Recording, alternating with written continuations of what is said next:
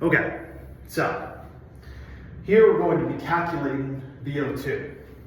Now we're given some variables, including heart rate, stroke volume, HB, and then arterial and venous saturation.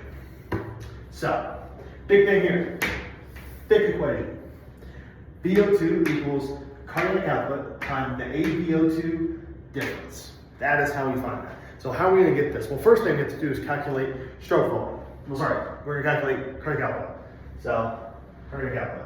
Cardiac output is stroke volume times heart rate. Now, with those two variables that we have, we're going to get 100.8. And that's going to come back as important later. So then the next thing we have to do is calculate arterial O2 content, which is the same thing we did last time, right? The very last equation, right? Which is CaO2 equals, and then we're going to take that 1.34, that constant, and we're going to times it by the HB. For this HB, it was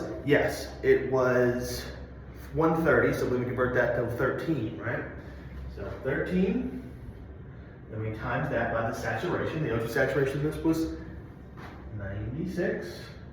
And then that equaled, get that out, it will be 16.7.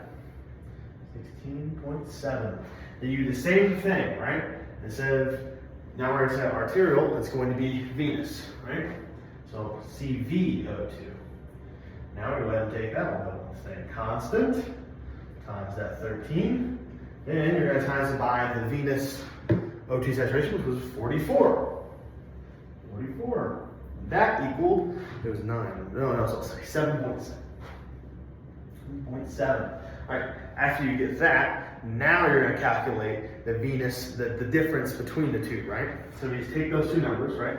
We go 16.7 minus 7.7, and that equals 9.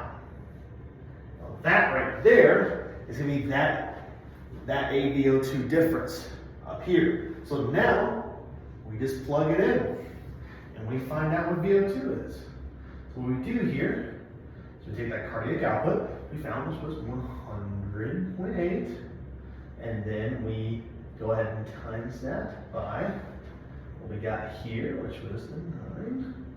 Then we find that difference, and that's going to be 910 milliliters per O2 per minute. That is the final equation for VO2.